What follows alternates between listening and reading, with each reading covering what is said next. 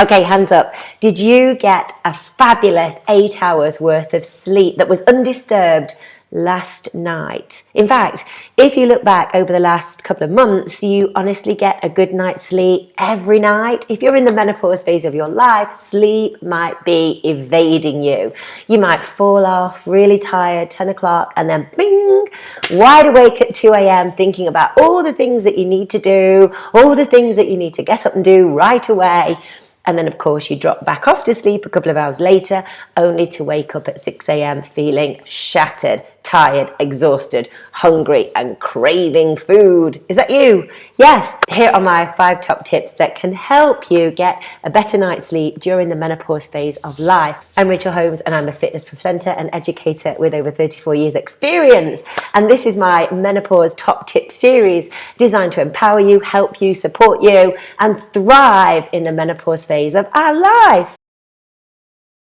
Okay, top tip number 1, winding down before you go to sleep. So rather than reading your Kindle or scrolling through your iPhone right until the last second that you put it down, put the lights off, and then attempt to go to sleep, get into a routine of winding down. So you do have a hot bath, you change into some nice relaxing clothes or pajamas, your room is nice and clean and warm, and you're not doing anything that's stimulating, you're not watching anything that's stimulating.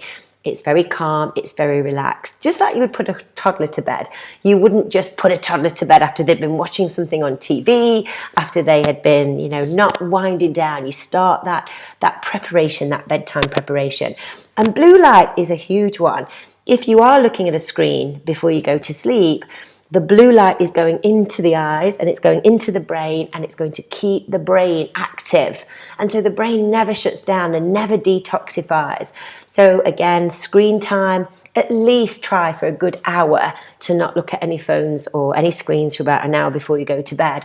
And if you can, take that phone out of the room. So if you do wake up in the middle of the night, you do have a hot sweat, you're not tempted to look at your phone and then start scrolling, because once you do that, whoa, there's no way that you're going to get back to sleep after that. So calm everything down, relax, phone out of the room. Maybe you have an alarm clock, an old school alarm clock that can wake you up the next day, but no phones. In fact, no electrical items that are on standby in your room. So when you have the TV on, make sure that you switch it off.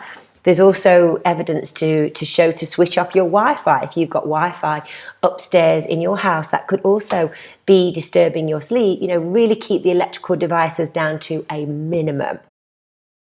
Top tip number 2, another obvious one, but one sometimes that is unavoidable, and that's eating late at night. So if you are eating late at night, it takes your body a good 2 or 3 hours to digest food. So if you're eating late and then expecting to go to sleep, you might find again that you drop off quite quickly, but wake up an hour or 2 hours later, and again, really wide awake. And the body is digesting the food, so it's not able to really relax and detoxify the brain and the body. So be aware of what you're eating and be aware of the time that you're eating. And the earlier you can eat is going to, again, help you get a restful night's sleep. Top tip number 3, if you've addressed your sleep hygiene and you're sleeping in a bat cave, it's very dark, maybe you've got your earplugs in, maybe you've got your sexy eye mask on, you've calmed down, you feel chilled, you've not got the phone in the room, and it's still not happening, then you could look at taking a supplement. Magnesium is a game changer.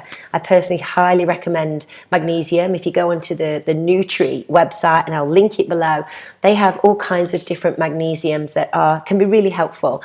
You could take magnesium maybe an hour or 2 hours before you go to bed, and that will really help calm down your parasympathetic nervous system.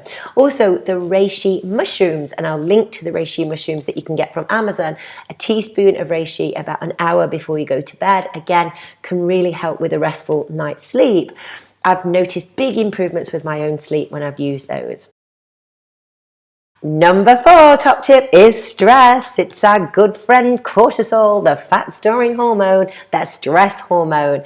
Have you got things on your mind that are waking you up? Are you overthinking things, worrying about things, becoming anxious about things, constantly going over and over and over again, different scenarios, thinking about things that maybe haven't even happened yet, thinking about things that happened way back 5, 10, 15 years ago, thinking about every single outcome of a particular problem or issue you might have?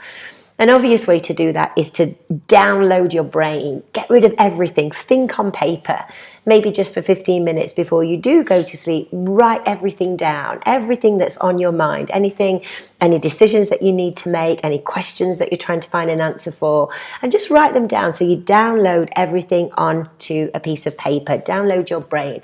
That can really help. In fact, journaling can help. Organizing your thoughts so you can see everything in front of you can be a massive help. But bringing down stress. And if during the menopausal phase of your life, you may be finding that you are becoming increasingly more worried and anxious and nervous and unconfident. And this is often due to the hormonal imbalances. You know, as estrogen, the levels are changing, as progesterone levels are changing, and testosterone. These are all huge hormones that have such a big impact on how we think and how we feel. Journaling, talking things through, doing some life laundry. Are there some decisions that you really do have to make right now? This is important for your mental health and your happiness and your well-being.